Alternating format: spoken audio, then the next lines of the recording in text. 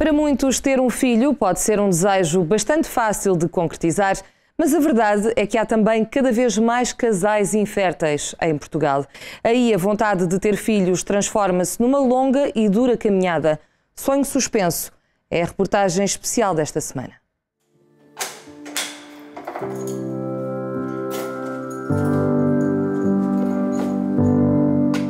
Foi um choque muito grande, porque senti que a minha vida tinha desmoronado ali, como mulher, a nível de segurança, de autoestima. Foi assim um tirarem-me o tapete e foi uma dor muito, muito grande. Uma dor que surgiu com um diagnóstico. Joana tinha 17 anos e, após diversas tentativas falhadas de relações sexuais, resolveu consultar uma ginecologista.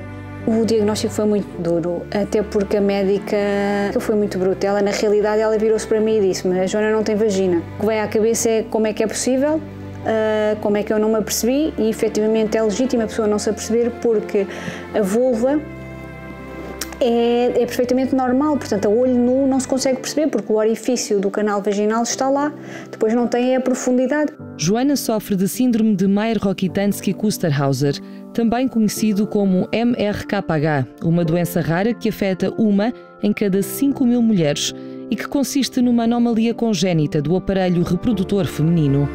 Neste caso, nasceu sem canal vaginal nem útero. Ao longo dos anos tem travado uma longa batalha. Reconstruiu o canal vaginal, mas a ausência de útero impossibilita de ter filhos. Sabia que para ser mãe, a minha caminhada, a minha jornada vai ser muito diferente das mulheres ditas normais, porque esta questão da ausência do útero condiciona-nos muito, não é? Então temos de ver, digamos, que outras soluções alternativas para conseguirmos efetivamente chegar ao nosso direito de constituir família. E na altura, já quando eu descobri, o médico falou-me da questão da gestação de substituição, e até uma das hipóteses era a minha mãe.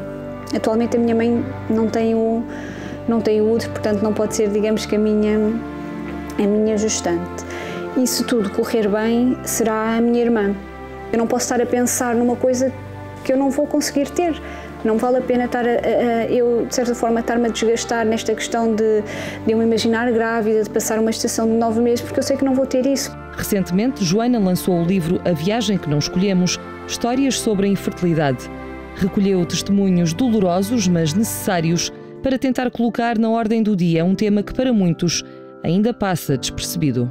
Até às vezes para as pessoas terem um bocadinho mais de noção e consciência de que tipo de perguntas podem fazer, porque às vezes as pessoas casam, não é? E passado um ano, ou assim, as pessoas estão logo a perguntar quando é que vais ter filhos, quando é que...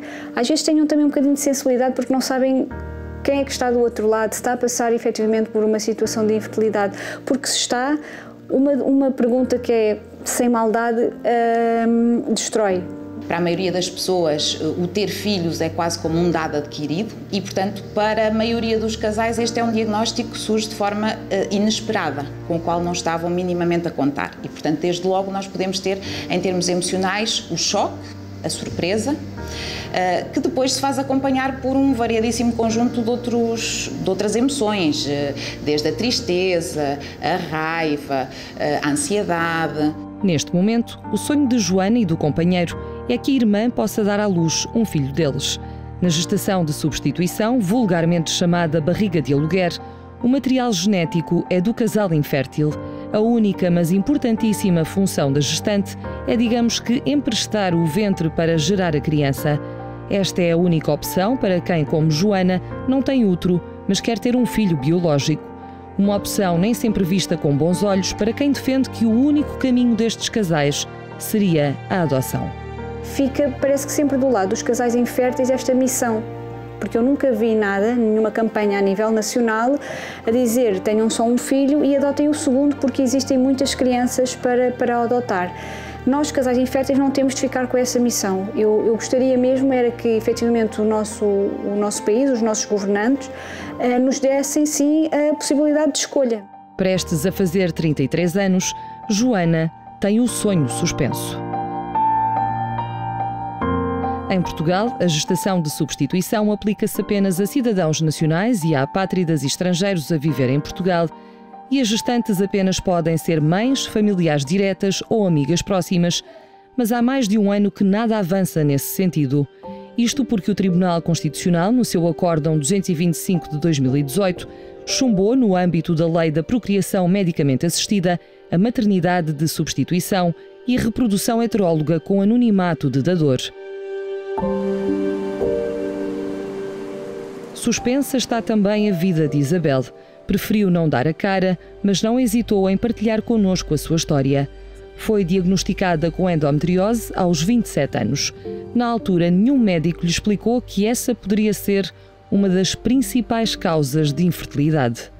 Aos 32, resolveu ter um filho, mas a gravidez nunca se concretizou. Nessa altura foi-me indicado que, por norma, os casais tentam durante um ano, de forma natural, e só depois disso é que são encaminhados para as consultas de infertilidade. Mas é sensivelmente um ano de espera para a primeira consulta a nível público. Eu, no meio da espera, ainda tentámos fazer um ciclo de inseminação num hospital privado.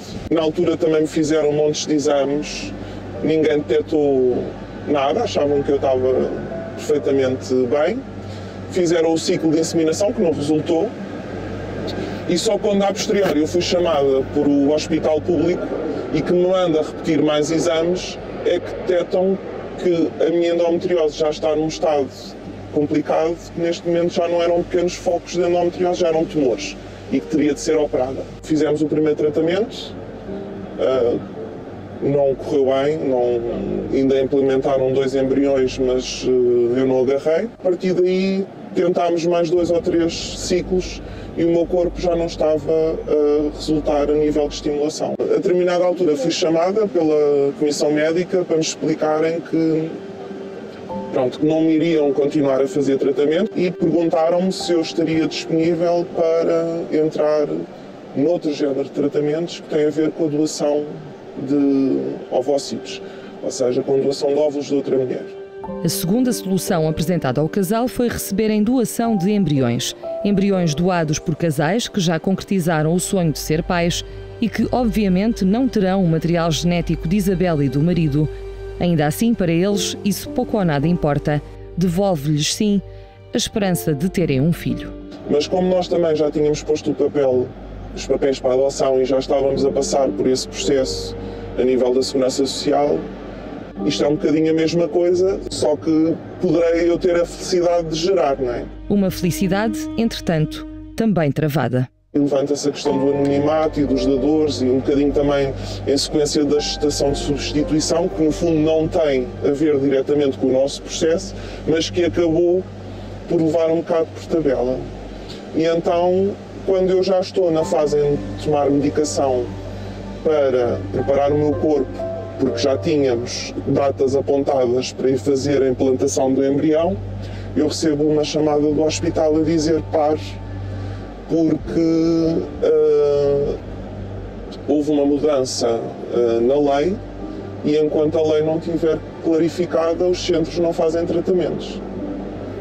Pronto. E isto foi assim um desabar, porque estamos a falar mais uma vez na corrida contra o tempo. Eu, para esta situação, posso fazer tratamentos até aos 42 e eu estava há um mês de completar 40. Mais uma espera dolorosa num sonho por realizar há praticamente 10 anos. Uma década de tratamentos de fertilidade que vão massacrando corpo e mente. Cheguei a ter a barriga cheia de nódulas negras de tanto me injetar, por isso acho que só mesmo quem tem muita vontade é que entra nisto de espírito. Depois, o que é difícil quando estamos a ver que um tratamento está a seguir o seu curso, aquela espera daqueles 12 dias até fazer a análise para saber se está grávida é uma coisa realmente muito difícil de esperar e é muito difícil de ouvir o médico quando atende do outro lado do telefone a dizer não tenho boas notícias, não correu bem. Eu acho que é uma incapacidade muito grande, ou seja, eu sempre fui muito perfeccionista e por isso eu tinha que ser um bocadinho, não é boa em tudo, mas tinha que ser boa filha, tinha que ser boa profissional, tinha que ser boa mulher, tinha que ser... O dizer-me que eu não vou ser boa nesta parte é um bocadinho difícil de encaixar. Alguma vez disseram para desistir? Já me disseram para desistir, principalmente os meus pais. porque chegam a um ponto que acham que já é demasiado. E por isso acabam por ver lá se já não achas que está na altura de parares. Principalmente um bocadinho por isto que eu estava a dizer há bocado, que é o receio da quantidade de medicação que se toma que possa estar a fazer mal a outras coisas. Mas desistir não faz de todo parte dos planos. Eu só vou parar no dia em que achar que eu fiz tudo o que estava ao meu alcance para conseguir este sonho que eu tenho de ser mãe.